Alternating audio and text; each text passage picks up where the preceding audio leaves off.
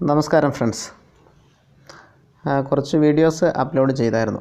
അപ്പോൾ ആ വീഡിയോസിൻ്റെ കമൻറ്റിൽ നിന്നും പേഴ്സണലായിട്ട് ആൾക്കാർ മെസ്സേജ് അയച്ച് നോക്കാൻ എനിക്ക് മനസ്സിലായത്, എങ്ങനെ ഷെയർ മാർക്കറ്റിൽ നിക്ഷേപിക്കാം എന്ന് അറിയില്ലാത്ത ഒരുപാട് ആൾക്കാർ ഇന്ത്യയിലുണ്ട്, അല്ലെങ്കിൽ നമ്മുടെ കൊച്ചു കേരളത്തിലുണ്ട്.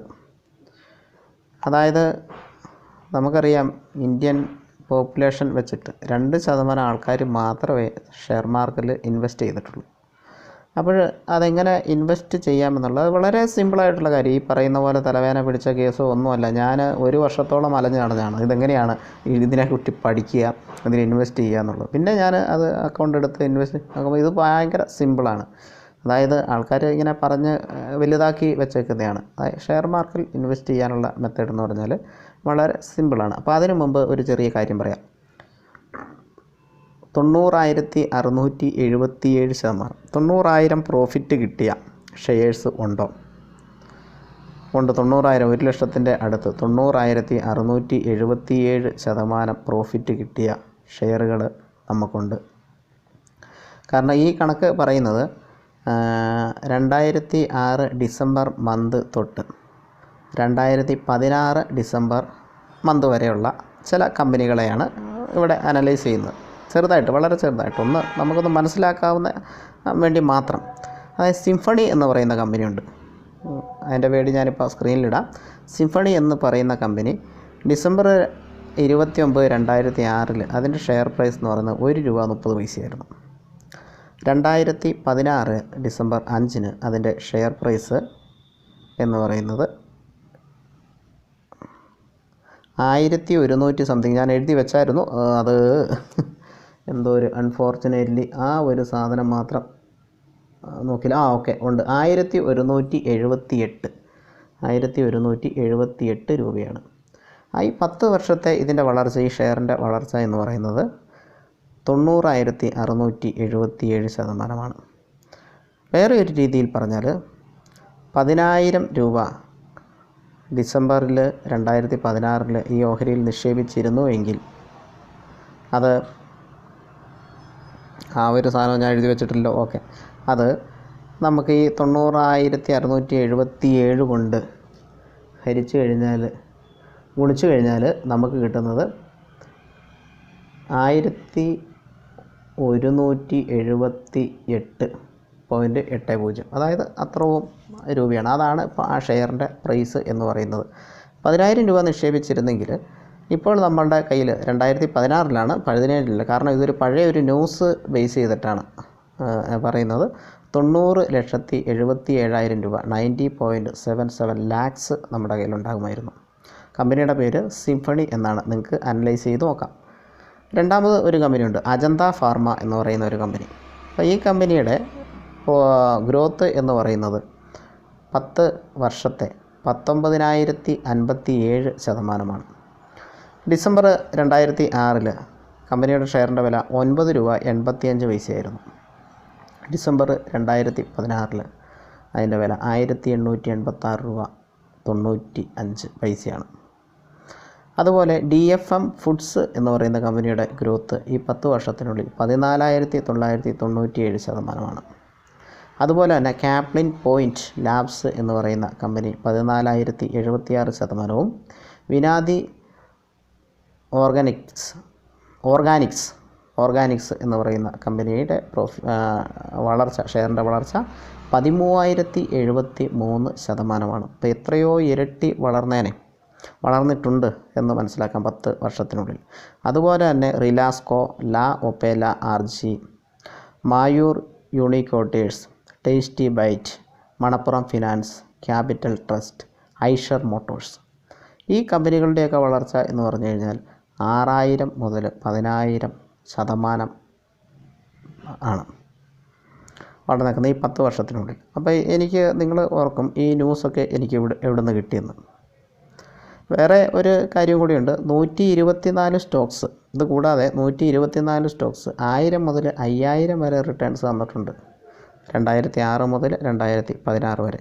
അപ്പോൾ എനിക്ക് ഈ സോഴ്സ്, ഈ ന്യൂസ് എവിടെ നിന്ന് കിട്ടി എന്ന് ചോദിച്ചു കഴിഞ്ഞാൽ, ഇങ്ങനെ പഴയ ന്യൂസുകളൊക്കെ വായിച്ചുകൊണ്ടിരിക്കുന്ന ഇടയ്ക്ക് ഒരു ന്യൂസ് സ്ട്രൈക്ക് ചെയ്തു. ഈ 90,000 സംതിങ്ങിൻ്റെ അത്രയും പ്രോഫിറ്റ് കിട്ടിയ കമ്പനിയുടെ ആ ന്യൂസ്. അത് കിട്ടിയത് ദ എക്കണോമിക്സ് ടൈംസിൽ ഡിസംബർ 7, 2016 11:50 AM അപ്ലോഡ് ചെയ്തേക്കുന്ന ഒരു ആർട്ടിക്കിളാണ്. ഈ ആർട്ടിക്കിൾ നിങ്ങൾ നോക്കിക്കഴിഞ്ഞാൽ അറിയാം. അപ്പോൾ ഡേറ്റൊക്കെ നോക്കി നോക്കുക. ഡിസംബർ 7, 2016 11:50 AM അപ്ലോഡ് ചെയ്തേക്കുന്ന എക്കണോമിക് ടൈംസിൽ അപ്ലോഡ് ചെയ്തേക്കുന്ന ആർട്ടിക്കിളിൽ ഉള്ള വിവരങ്ങളാണ് ഞാൻ പറഞ്ഞത്. അല്ലാതെ എനിക്ക് വേറെ എവിടുന്നോ ഒന്നും കിട്ടിയതല്ല. അപ്പോൾ ഇത് വെച്ച് നോക്കിക്കഴിഞ്ഞാൽ നമുക്ക് മനസ്സിലാക്കാവുന്നത്. കാരണം സിംഫണി എന്ന് പറയുന്ന കമ്പനിയിൽ അന്ന് 10,000 രൂപ ഇട്ട ആൾക്ക് ഇന്ന് 1 കോടിയുടെ അടുത്താണ് അയാളുടെ പിന്നെ അയാളൊന്നും ചെയ്തിട്ടില്ല. അയാൾ 10,000 രൂപ ഇടുക, അവിടെ വെറുതെ ഇരിക്കുക. അയാൾ വേറെ ബിസിനസ്സാകാം, വേറെ ജോലിയാകാം, എന്തെങ്കിലും ചെയ്തിട്ട് ഒരു 10,000 രൂപ ഒന്ന് ഡിപ്പോസിറ്റ് ചെയ്തു. അപ്പോൾ 2016 ആകുമ്പോഴത്തേനും അതിൻ്റെ 1 കോടിയുടെ അടുത്ത് 90,77,000 അതിൻ്റെ വില വന്നേക്കുന്നത്. അപ്പോൾ ഇങ്ങനെ ഉള്ള ന്യൂസുകൾ ഒരുപാടുണ്ട്. നമ്മൾ വായിച്ചാൽ മാത്രം അത് ഇങ്ങനത്തെ ന്യൂസുകളൊക്കെ കിട്ടുള്ളൂ. ഇത് ഞാൻ പറഞ്ഞത് എന്നാന്ന് വെച്ചാൽ 2% മാത്രമേ ഇന്ത്യയിൽ ഇൻവെസ്റ്റേഴ്സ് ഉള്ളൂ എന്ന് പറഞ്ഞു. അപ്പോൾ നമ്മുടെ യങ്സ്റ്റേഴ്സിന് ഒരുപാട് സംശയമുണ്ട് എങ്ങനെയാണ് നമ്മൾ ഇൻവെസ്റ്റ് ചെയ്യാന്നുള്ളത്. അപ്പം നമ്മൾ ഇൻവെസ്റ്റ് ചെയ്യണമെങ്കിൽ നമുക്ക് വേണ്ടത് 2 കാര്യങ്ങളാണ്. 1 ഒരു ഡിമാറ്റ് അക്കൗണ്ടും 2 ഒരു ട്രേഡിംഗ് അക്കൗണ്ടുമാണ്. ഇതെടുക്കാൻ വേണ്ടിയിട്ട് അധികം പാടൊന്നുമില്ല. അപ്പോൾ നമ്മൾ ഏതെങ്കിലും ഒരു ഷെയർ ബ്രോക്കേഴ്സിനെ അപ്രോച്ച് ചെയ്താൽ മതി.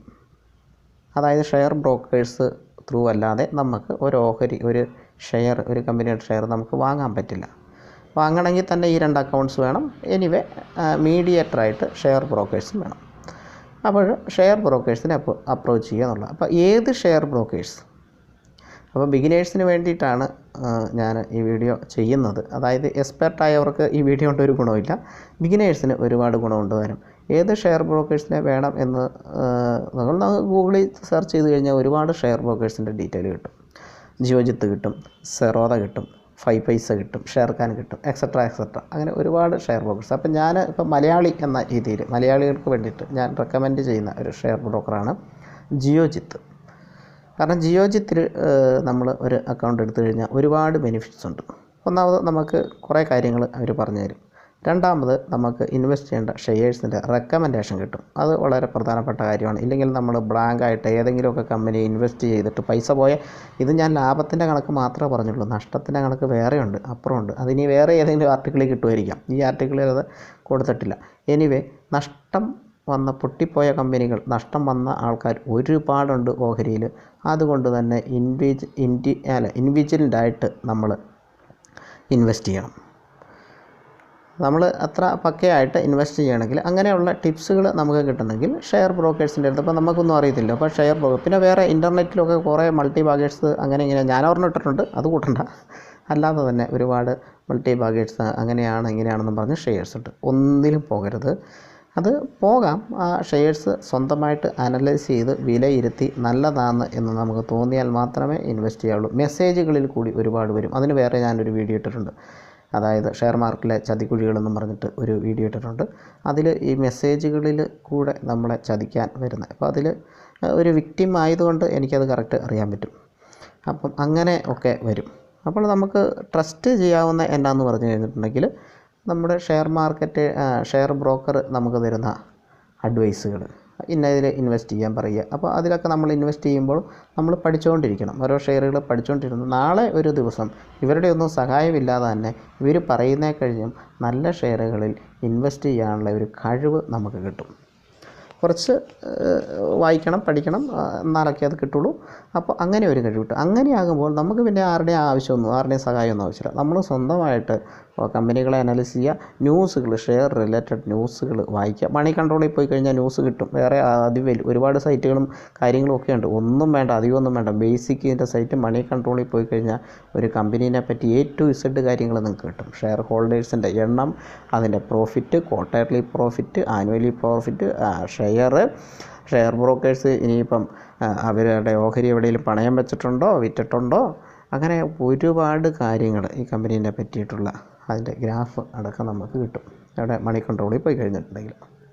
അപ്പോൾ ഇത്രയേ ഉള്ളൂ ഞാൻ പറയുന്നത്. അപ്പം ബിഗിനേഴ്സ് ആണെങ്കിൽ ജിയോജിത്തിൽ നിങ്ങൾ അക്കൗണ്ട് എടുക്കുക. അപ്പോൾ ജിയോജിത്തിൽ അക്കൗണ്ട് എങ്ങനെ എടുക്കാം? ജിയോജിത്തിൽ അക്കൗണ്ട് എടുക്കാനായിട്ട് അവരുടെ ടോൾ ഫ്രീ നമ്പറുണ്ട്. അത് ഞാനിപ്പോൾ സ്ക്രീനിൽ കൊടുക്കാം. ഈ ടോൾ ഫ്രീ നമ്പറിൽ വിളിക്കുക. വിളിച്ചിട്ട് നിങ്ങളുടെ സ്ഥലം എവിടെയാണെന്ന് പറയുക. അപ്പോൾ ബാക്കി സപ്പോർട്ട് അവർ തരും. ആ സ്ഥലത്ത് ഉള്ള ഏറ്റവും അടുത്തുള്ള ബ്രാഞ്ച് പറയും, ആ ബ്രാഞ്ചിൽ നിങ്ങൾ ഇൻവെസ്റ്റ് ചെയ്യാനുള്ള തുകയുടെ ചെക്ക്, അതായത് ഒരു 10,000 രൂപയെങ്കിലും ഉണ്ടെങ്കിൽ നമുക്ക് സ്റ്റാർട്ട് ചെയ്യാം. അതിലും കുറഞ്ഞാണെങ്കിൽ 5,000-ന് സ്റ്റാർട്ട് ചെയ്യാം. പക്ഷേ അവർക്ക് 5,000 സ്റ്റാർട്ട് ചെയ്യുമ്പോഴത്തേനും ഒരു വർഷത്തേക്കുള്ള ഒരു ഫീസ് ഉണ്ട്. 450 രൂപയായിരുന്നു, ഇപ്പോൾ അത് കൂടിയോന്നറിയില്ല. എനിവേ ആ ഫീ നമ്മൾ പേ ചെയ്യേണ്ടി വരും. ആ ഫീ ഒരു 1 ഇയറിൽ അവർ ഫ്രീ ആയിട്ട് നമുക്ക് തരുന്നുണ്ട്. അങ്ങനെ ചെയ്യണമെങ്കിൽ 10,000 രൂപയെങ്കിലും ഇൻവെസ്റ്റ് ചെയ്യണം. അപ്പോൾ 10,000 രൂപ നമ്മുടെ ബാങ്കിലിട്ടിട്ട് അതിൻ്റെ ചെക്ക്, ജിയോജിൻ്റെ പേരിലുള്ള ചെക്ക് പ്ലസ് പിന്നെ നമുക്ക് വേണ്ടത് എന്താണെന്ന് വെച്ചാൽ ഒരു ബ്ലാങ്ക് ചെക്ക് നമ്മുടെ പേരെഴുതിയ ബ്ലാങ്ക് ചെക്കാണെങ്കിൽ അത് മതി. അല്ലെങ്കിൽ ഇനി അങ്ങനെ പേരെഴുതിയ ബ്ലാങ്ക് ചെക്ക് ഇല്ലെങ്കിൽ ഒരു ബാങ്ക് സ്റ്റേറ്റ്മെൻറ്റ് വേണം. 6 മാസത്തെയാണെന്ന് തോന്നുന്നു. അപ്പോൾ ടോൾ ഫ്രീയിൽ വിളിക്കുമ്പോൾ അത് ആ കാര്യങ്ങളെല്ലാം പറഞ്ഞുതരാം. പിന്നെ pan card, Aadhaar card, photos, ഇങ്ങനത്തെ കാര്യങ്ങൾ ഇതെല്ലാം നമുക്ക് കോമൺലി ഉള്ളതാണ്. ഇത്രയേ ഉള്ളൂ ഒരു അക്കൗണ്ട് തുടങ്ങാൻ. അവരെ വിളിക്കുക, അവരുടെ ഓഫീസിൽ പോവുക, ഒരു 5-10 മിനിറ്റത്തെ കുറച്ച് സൈനും കാര്യങ്ങളും, അതെ അത്രയേ ഉള്ളൂ ഒരു അക്കൗണ്ട് തുടങ്ങാൻ. പിന്നെ അക്കൗണ്ട് തുടങ്ങിയിട്ട് ഷെയർ മേടിക്കുക. നല്ല ഷെയറുകൾ ഒക്കെ ഒരുപാട് നമ്മൾ കേൾക്കുന്നുണ്ട്. നല്ല ന്യൂസുകൾ വായിച്ചാൽ തന്നെ അറിയാൻ പറ്റും. മണി കൺട്രോളിൽ കയറി തന്നെ അറിയാൻ പറ്റും. ഒന്നുമല്ല, നിഫ്റ്റി 50-ലുള്ളത്, സെൻസെക്സ് നിഫ്റ്റി 50-ലുള്ള 50 ഷെയറുകളൊക്കെ പക്ക ഷെയറുകളാണ്. അത് തന്നെ വേറെ നിഫ്റ്റി 500 ഉണ്ട്. അങ്ങനെ പല ഷെയറുകളൊക്കെ ഉണ്ട്. അപ്പോൾ നിഫ്റ്റി 50 നോക്കിയാൽ മതി. അപ്പം ബേസിക്കലി നിഫ്റ്റി, അതായത് സെൻസസിനെ കഴിഞ്ഞ് കൂടുതൽ നമ്മൾ നോക്കുന്നത് നിഫ്റ്റി ആണല്ലോ. അതുകൊണ്ട് നിഫ്റ്റി 50-ലുള്ള 50 ഷെയറുകൾ പക്ക ഷെയറുകളാണ്. പിന്നെ അതിൻ്റെ ഒരു ഇതെന്ന് പറഞ്ഞാൽ ലാർജ് ക്യാപ്പിൽപ്പെട്ട ഷെയർ ആയതുകൊണ്ട് പ്രോഫിറ്റ് അല്പം കുറവായിരിക്കും. എന്നാലും ഒരു 50% മുകളിൽ പ്രോഫിറ്റ് നമുക്ക് ഒരു വർഷം പ്രതീക്ഷിക്കാം. അതുകൂടാതെ ഇതേപോലെയൊക്കെ ഈ 90,000 ഇങ്ങനെയൊക്കെ കിട്ടണമെങ്കിൽ നമ്മൾ തന്നെ അനലൈസ് ചെയ്ത്, ഇതിപ്പോൾ ആ സമയത്തൊന്നും ആർക്കും അറിയത്തില്ലായിരുന്നു ഇതിങ്ങനെ കയറുമെന്നുള്ളത്. ഇത് കയറി കഴിഞ്ഞിട്ട് ആ ഹിസ്റ്ററി കണ്ടു കഴിഞ്ഞപ്പോഴാണ് ഇത് ഇത്രയും കയറിയല്ലോ എന്ന് ഉള്ളത്. അത് കമ്പനിയുടെ ഗ്രോത്താണ് കാണിക്കുന്നത്. അത്ര പക്കയായിരുന്നു കമ്പനി. അങ്ങനെയാണ് അത് കാരണം 1 രൂപ സംതിങ് ഉള്ളതൊക്കെ ഷെയർ എന്ന് പറഞ്ഞാൽ 1,700-800 രൂപ 1,178-ലേക്കാണ് കയറിയിരിക്കുന്നത്. അങ്ങനെ കയറിയേക്കുന്നത്. അപ്പം ഇനി ഈ കമ്പനിയിൽ ഇൻവെസ്റ്റ് ചെയ്യണമെന്നല്ല ഞാൻ പറയുന്നത്. അതൊക്കെ അനലൈസ് ചെയ്ത് പഠിച്ചിട്ട്, ഞാൻ പഠിച്ചിട്ടില്ല കാരണം ഞാൻ ആ ന്യൂസ് വായിച്ചതിൻ്റെ ഒരു ബേസിൽ പറഞ്ഞതാണ്. അപ്പം ഈ കമ്പനികളെ പഠിച്ചിട്ടില്ല. അപ്പം ഇനി ഇതിൽ ചെയ്ത് കഴിഞ്ഞാൽ ഇതേപോലെ ഒരു ഗ്രോത്ത് കിട്ടുമെന്നും അറിയില്ല. പുതിയ കമ്പനികളുണ്ടാകും. പുതിയ ഒരു ഗ്രോയിങ് ഉള്ള ഒരു കമ്പനിയാണെന്ന് നമുക്ക് തോന്നിക്കഴിഞ്ഞാൽ അനലൈസ് ചെയ്തേക്കാം. അവനെ അനലൈസ് ചെയ്തിട്ട് എങ്ങനെയുണ്ട് എന്ന് നോക്കിയിട്ട് ഒരു ചെറിയ പൈസ, ഈ പറയുന്ന പോലെ ഒരുപാടൊന്നും ഇൻവെസ്റ്റ് ചെയ്യേണ്ട കാര്യമില്ലല്ലോ. 5,000-10,000 ഒക്കെ ആ കമ്പനി ഇൻവെസ്റ്റ് ചെയ്താൽ മതി. ഗ്രോത്തൊക്കെ താനെ വന്നോളും. അപ്പോൾ ഇത്രേ ഉള്ളൂ. ഇങ്ങനെ ഒരു അക്കൗണ്ട് എടുക്കുക. അപ്പോൾ അവർ നമ്മളെ ബാക്കി അക്കൗണ്ട് എടുക്കുന്ന ബാക്കി വേറെ ചാർജൊന്നുമില്ല, ബാക്കിയെല്ലാം ഫ്രീ ആണ്.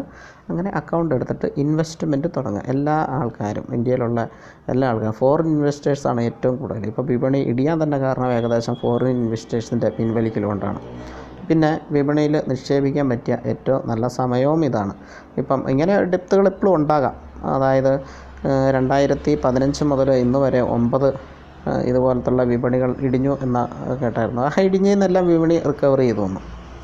ഇതൊരു ടാക്സിൻ്റെ ഒരു സംഭവം വന്നപ്പോഴത്തേനും ആണ് ഇങ്ങനെ ഒരു വിപണി മൂക്കും കുത്തി താഴെ വീണു. ഓക്കെ, ഇതിൽ നിന്ന് റിക്കവർ ചെയ്യും. പക്ഷേ ഇപ്പം മൂക്കും കുത്തി താഴെ വീണുകൊണ്ട് എല്ലാ ഷെയറിനും പ്രൈസ് കുറവാണ്. അപ്പോൾ നമുക്ക് നല്ല നല്ല ഷെയറുകൾ ചെറിയ വിലയ്ക്ക് കിട്ടും. അപ്പോൾ നമുക്ക് ഇൻവെസ്റ്റ് ചെയ്യാം. വളരെ പെട്ടെന്ന് തന്നെ അതിൽ നിന്ന് ലാഭവും കിട്ടും. എന്താണെന്ന് വെച്ച് കഴിഞ്ഞാൽ ഇത് ഈ ക്രിറ്റീരിയ 1-1.5 മാസം, ഈ 2 മാസം ഒന്നും ഉണ്ടായില്ല. അപ്പോഴത്തേനും ഇത് വീണ്ടും വിപണി പൂർവാധിക ശക്തിയോടുകൂടി ഉയർത്തെഴുന്നേക്കും. ഇതിലും വലിയ ഇത് വന്ന് ഇടിഞ്ഞിട്ട് ഉയർത്തും. നോട്ട് നിരോധനത്തിൻ്റെ ഒന്നും പകുതിയില്ല ഇപ്പോഴത്തെ ചെറിയൊരു ടാക്സ് ഇൻക്രീസ് ചെയ്ത്. അപ്പോൾ അങ്ങനെ പിന്നെ ആഗോള സാമ്പത്തിക മാന്ദ്യം വന്നിട്ട് 2009 തോന്നുന്നു. ആഗോള വിപണി മൊത്തം, ഇന്ത്യൻ വിപണി എല്ലാം കൂപ്പുകുത്തിയിട്ടും കയറി വന്ന, ഏറ്റവും വേഗത്തിൽ കയറി വന്ന വിപണിയാണ് ഇന്ത്യൻ ഓഹരി വിപണി. അതുകൊണ്ട് തന്നെ അതിൽ ഇൻവെസ്റ്റ്മെൻറ്റ് എന്നുള്ളത് ഭയങ്കര ഇമ്പോർട്ടൻ്റ് ആണ്. നിങ്ങൾ ബാങ്കിലിട്ട് കഴിഞ്ഞാൽ, ആരായാലും ബാങ്കിലിട്ട് കഴിഞ്ഞാൽ 6%, 7% കിട്ടുള്ളൂ. അത് നമ്മുടെ സാമ്പത്തിക പണപ്പെരുപ്പത്തിനെ മറികടക്കാനുള്ള ഒരു പലിശ അല്ല. കാരണം പണപ്പെരുപ്പം ചിലപ്പോൾ അതിലും കൂടുതൽ പെർസെൻറ്റേജിലായിരിക്കും ഇപ്പോൾ കയറിക്കൊണ്ടിരിക്കുന്നത്. പിന്നെ ഈ 6-7% കിട്ടിയിട്ട് നമുക്ക് അതിൽ നിന്നൊരു ബെനിഫിറ്റും കിട്ടാനില്ല. അപ്പോൾ നമുക്ക് നല്ല ഗ്രോത്ത് കിട്ടണം. നമുക്ക് 50% ഒരു വർഷം നമുക്ക് ഗ്രോത്ത് കിട്ടണം. പിന്നെ ഇപ്പോൾ അത്രയല്ല, ഒരു 24-25 മ്യൂച്വൽ ഫണ്ടുകൾ, ഇഷ്ടംമാതിരി മ്യൂച്വൽ ഫണ്ടുകളുണ്ട് ഇതേപോലെ ഗ്രോത്ത് തരുന്നത്. അപ്പോൾ ഓഹരി വിപണി നിക്ഷേപിക്കാൻ പേടിയുള്ളവർക്ക് മ്യൂച്വൽ ഫണ്ടുകളിൽ നിക്ഷേപിക്കാം. ഓഹരി വിപണി കഴിഞ്ഞാൽ കൂടുതൽ സെക്യൂറാണ് മ്യൂച്വൽ ഫണ്ടുകൾ. എനിവേ, സെക്യൂർ എന്ന് പറഞ്ഞാൽ മ്യൂച്വൽ ഫണ്ടുകളും ഇൻവെസ്റ്റ് ചെയ്യുന്ന ഓഹരി വിപണിയിൽ തന്നെയാണ്. അതായത് നല്ല സ്റ്റോക്കുകൾ അവരുടെ പോർട്ട്ഫോളിയോ മാനേജർമാർ, ആ കമ്പനികളുടെ പോർട്ട്ഫോളിയോ മാനേജർമാർ അനലൈസ് ചെയ്തിട്ട് കുറേ അധികം സ്റ്റോക്കുകളുടെ ഒരു ഗ്രൂപ്പിനെയാണ് മ്യൂച്വൽ ഫണ്ട് എന്ന് പറഞ്ഞത്. ഈ മ്യൂച്വൽ ഫണ്ടിൽ ഇൻവെസ്റ്റ് ചെയ്യുക ഈസ് ഈക്വൽ ടു ഓഹരി ഇൻവെസ്റ്റ്മെൻറ്റ്, ഷെയർ ഇൻവെസ്റ്റ്മെൻറ്റ് ആണ്. അതായത് നമ്മൾ തന്നെ നമുക്കങ്ങനെ നല്ല കമ്പനികളെ കണ്ടുപിടിക്കാൻ പറ്റിയ മ്യൂച്വൽ ഫണ്ടിൻ്റെ പുറകെ പോകേണ്ട കാര്യമില്ല. അപ്പോൾ അത് മ്യൂച്വൽ ഫണ്ട് അത്ര സെക്യൂർ ആകുമ്പോൾ അതിൻ്റെ പ്രോഫിറ്റ് കുറവുണ്ട്, അങ്ങനെ ഒരു കാര്യമുണ്ട്. അപ്പോൾ കൂടുതൽ ഡേഞ്ചർ ആയിട്ട് വരുമ്പോൾ, കാരണം അന്നൊക്കെ എന്ന് പറഞ്ഞാൽ സിംഫണിയൊക്കെ പെന്നി സ്റ്റോക്കായിരുന്നു. ₹1.30 സ്റ്റോക്ക് എന്ന് പറഞ്ഞാൽ പക്കാ പെന്നി സ്റ്റോക്കാണ്. നോർമലി ആരും തന്നെ അതിൽ ഇൻവെസ്റ്റ് ചെയ്യില്ല. സാധാരണ പെട്ടെന്നൊരു പ്രോഫിറ്റ് അങ്ങനെയൊക്കെ ഉള്ളവർ ഇൻവെസ്റ്റ് ചെയ്യും. കാരണം മൈക്രോ ക്യാപ്പ്, സ്മോൾ ക്യാപ്പ് എന്ന് പറയുന്ന ഓഹരികളൊക്കെ വളരെ അധികം പ്രോഫിറ്റ് ചെറിയ കാലയളവിൽ തരത്തുണ്ട്. അതുപോലെ തന്നെ അത് മൂക്കും കുത്തി വീഴാറുണ്ട്. ഈ ₹1 എന്നുള്ളത് ₹2.30 ഓക്കെ, ക്യാഷ് അവിടെ ഡബിളായി. അത് ചിലപ്പോൾ ചെറിയ മാസങ്ങൾ കൊണ്ട് തന്നെ സംഭവിക്കും. 100% പ്രോഫിറ്റ് കിട്ടും. അതേപോലെ തന്നെ ഈ ₹1.30 എന്നുള്ളത് ചിലപ്പോൾ 30 പൈസയിലേക്ക് താഴെ പോയേക്കാം. അത് പോയേക്കാം, പിന്നെ കയറി വരാൻ പാടുപെട്ടേക്കാം, കയറി വന്നേക്കാം. പിന്നെ ₹1 എന്നുള്ളത് ₹10 ആയേക്കാം. അങ്ങനെയൊക്കെ ഉണ്ട്. അപ്പോൾ micro cap, small cap, mid cap ഓഹരികൾ ഒക്കെ തന്നെ പ്രോഫിറ്റുകൾ വളരെ കൂടുതൽ തരുന്നുണ്ടെങ്കിലും അതുപോലെ തന്നെ അതിൽ റിസ്ക്കുണ്ട്. ലാർജ് ക്യാപ്പിൽ എന്ന് പറയുമ്പോഴത്തേനും പ്രോഫിറ്റുകൾ കുറവായിരിക്കും, താരതമ്യം കുറവായിരിക്കും, പക്ഷേ റിസ്ക്കും കുറവായിരിക്കും. അങ്ങനെ ഒരു കാര്യം കൂടിയുണ്ട്. അപ്പോൾ ഇത്രേ ഉള്ളൂ. ഇതിൽ നിന്ന് ഇപ്പോൾ നമ്മൾ എങ്ങനെ നമുക്കൊരു ഷെയർ മേടിക്കാം, നമുക്ക് എങ്ങനെ ഓഹരി വിപണിയിൽ ഇൻവെസ്റ്റ് ചെയ്യാം, എങ്ങനെ അതിൻ്റെ ഒരു പാർട്ട്ണറാകാം എന്ന് എല്ലാവർക്കും മനസ്സിലായി കാണുമെന്ന് തോന്നുന്നു. വളരെ സിമ്പിളായിട്ടുള്ള കാര്യമാണ്, കാരണം ഈ കാര്യം പോലും ആർക്കും അറിയത്തില്ല. അപ്പോൾ ഞാനിങ്ങനെ ഒരു വീഡിയോ ചെയ്യുന്നത് ഉദ്ദേശം എന്ന് പറഞ്ഞാൽ എല്ലാ ആൾക്കാർക്കും അറ്റ്ലീസ്റ്റ് ഇൻവെസ്റ്റ് ചെയ്തില്ലേ പോലും ഇത് അറിഞ്ഞിരിക്കണം. അതുകൊണ്ടാണ് ഇത് ചെയ്യുന്നത്. ഈ വീഡിയോ നിങ്ങൾക്ക് ഇഷ്ടമായെങ്കിൽ നിങ്ങൾ സബ്സ്ക്രൈബ് ചെയ്തിട്ടില്ലാത്ത ആളാണെങ്കിൽ സബ്സ്ക്രൈബ് ചെയ്യുക. പിന്നെ ബെല്ലൈക്കൺ ക്ലിക്ക് ചെയ്യാൻ മറക്കരുത്, പുറകെ വീഡിയോസ് വരുന്നുണ്ട്. പിന്നെ അതുകൂടാതെ ഇത് മെയിനായിട്ടും ചെയ്യേണ്ടത് എന്നാന്ന് വെച്ചാൽ നിങ്ങളുടെ കൂട്ടുകാർക്ക് ഇത് ഫോർവേഡ് ചെയ്ത് കൊടുക്കാം. അവർക്കും കൂടെ ഈ ഒരു അറിവ് ഉണ്ടാകട്ടെ. ഇത്രയൊക്കെ പ്രോഫിറ്റ് ഇന്ത്യൻ വിപണിയിൽ നിന്ന് കിട്ടിയിട്ടുണ്ട്, ഇങ്ങനെയൊക്കെ നമുക്കും ചിലപ്പോൾ കിട്ടാൻ സാധ്യതയുണ്ട്. നല്ല രീതിയിൽ അനലൈസ് ചെയ്ത് ഇൻവെസ്റ്റ് ചെയ്ത് കഴിഞ്ഞാൽ നമുക്കും ഈ പ്രോഫിറ്റ് കിട്ടാം എന്ന് നിങ്ങളുടെ കൂട്ടുകാർ കൂടി മനസ്സിലാക്കിയിരിക്കട്ടെ. മെയിനായിട്ടും കൂടുതൽ ആൾക്കാരിലേക്ക് റീച്ച് ആകുക എന്ന ഒരു ഉദ്ദേശത്തോടു കൂടിയാണ് ഞാൻ ഈ വീഡിയോ ചെയ്യുന്നത്. അപ്പോൾ കൂടുതലായിട്ടും ഇത് ഷെയർ ചെയ്യാനാണ് ഞാൻ നിങ്ങളോട് പറയുന്നത്. Okay, thank you for watching. Happy investing.